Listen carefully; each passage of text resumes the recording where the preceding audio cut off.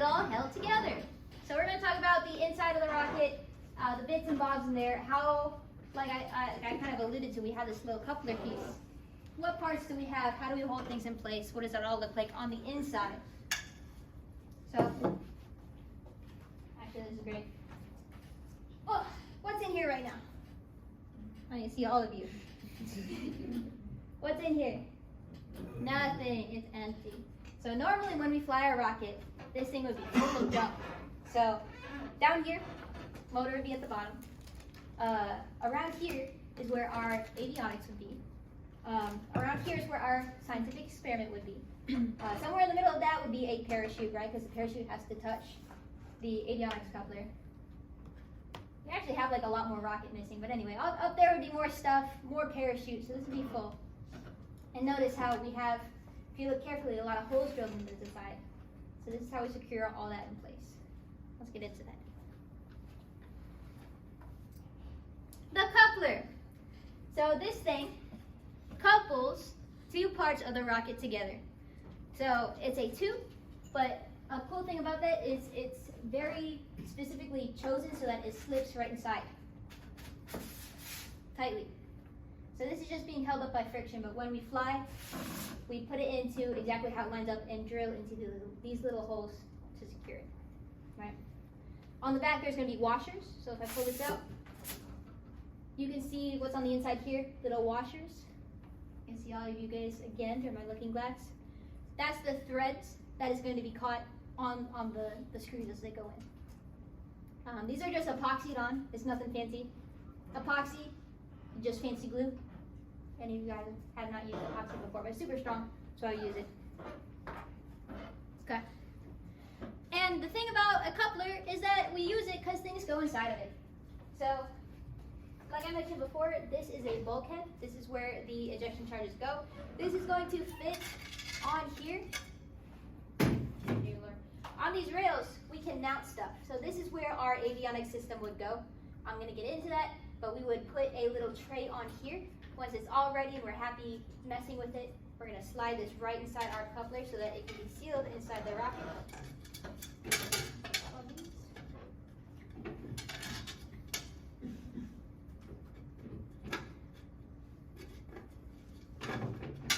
Being mindful of the wires. Check it out. It fits like a little hat. So I'm going to go around and show you guys more in detail that this thing has like a little lip on it, this bulkhead. You see how it has a lip on the bottom? So this thing fits perfectly in. Once it's in, I can't move it because it has this little lip built in. Right? I'll walk it this way. You guys all see the lip on the bulkhead. Fits perfectly inside the coupler. All very precise. Okay? To secure this in so that it doesn't go anywhere, well, the same thing's going to happen on the other side. So you see these rods extend through the whole length of the coupler. On the other side is going to be another bulkhead. We're going to screw these down so that it's held in by the tension of the two sides being held in place. I go through that all to explain that, well, Robbie and Joe have told me that we're not using this system this year because this has problems. Because like if you over tighten it, you can see what's going to happen, right? If the only thing holding this together is the tension between the two sides, well, that's going to buckle over time the top of these, right? It's going to be pulling. Fiberglass is a material which can bend and deform occasionally. Lots of issues happen, including avionics stuff too. That's a common way you do it. And that's what a coupler is. Questions? Okay. Centering rings. This centers components which are significantly smaller than the rocket diameter. So remember with our coupler, it fit tightly inside. There was friction here. It was a perfect match of this diameter. What happens if we want to put this inside? This thing is going to rattle around. How do we keep it directly in the center? We use a centering ring. So centering ring is going to look like a little donut. I don't have one here, but I think you can picture it. It's just something that wraps around, goes to the edge of the rocket here. We drill into that centering ring so that the centering ring stays in place and this stays perfectly centered. Can someone give me an example in our rocket of a time we would use a system like that?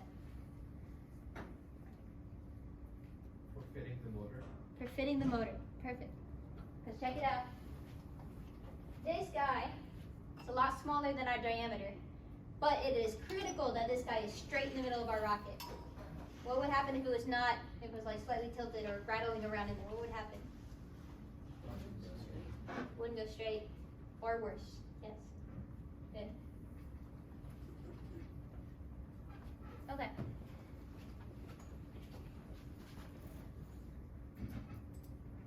Motor retainer. Okay, this keeps the motor from falling out the back of the rocket. So we know how the motor stays in the middle. But let's say I just put my motor in, it's in here, it's centered, we love that, but look at the bottom. There's nothing there. It's just gonna fall out. So we have this special piece on the back that is again sort of like a donut, but special, to where the gas can still escape out the back of our motor, and it is all held on to the back.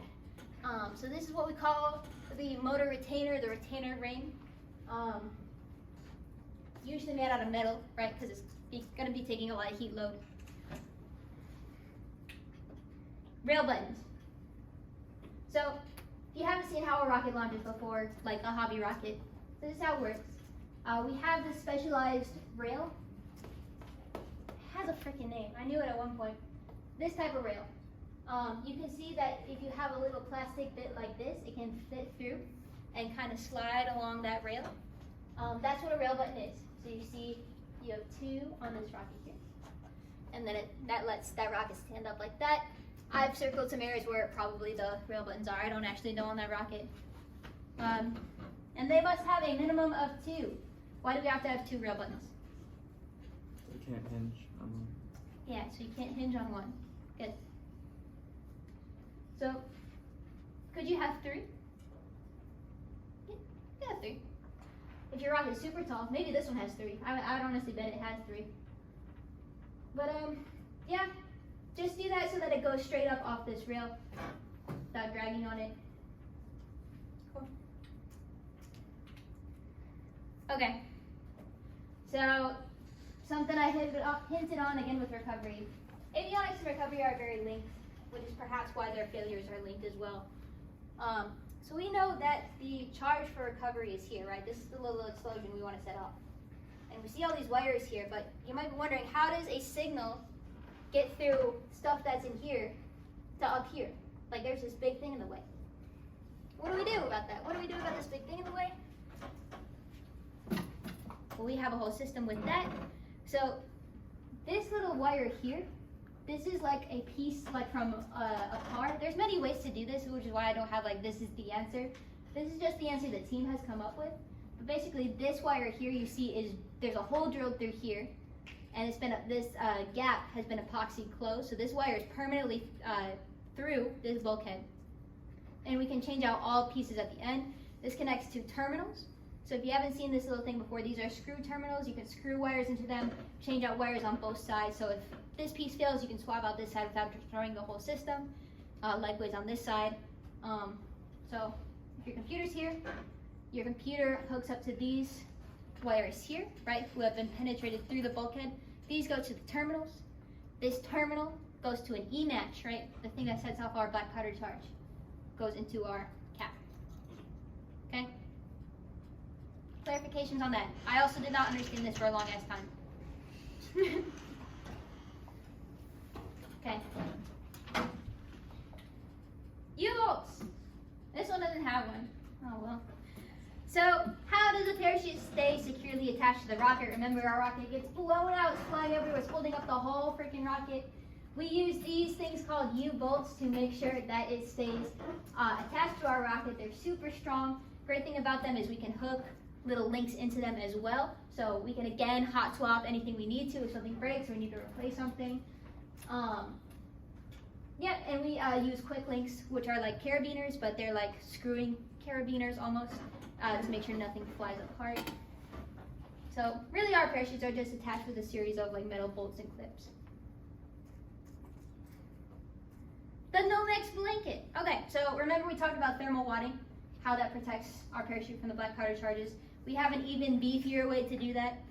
So Nomex is this material that firefighters use when they're going into burning houses. It's what their suit is made out of. It is a really thermally protective material. We put that directly on top of the bulkhead when we're ready to do a launch and everything's packed. So again, put another layer of protection around our parachutes. You can see that here. So the Nomex blanket is like that big orange wad at the back there. Kind of confusing because our strings are also orange. What is the name for that? Tethers? Shock cords. Shock cords. Oh, my brain has deleted the information, so now I remember. Okay, good. Shock cords. That's also something I didn't cover, is that the actual cords that connect all the parachutes and everything are called shock cords. They're special cords that absorb shock. We choose them so that, you know, we're reducing that shock on the parachute so that it doesn't rip itself apart. Again, we're always trying to reduce that. Okay? Okay, that's it for this slide.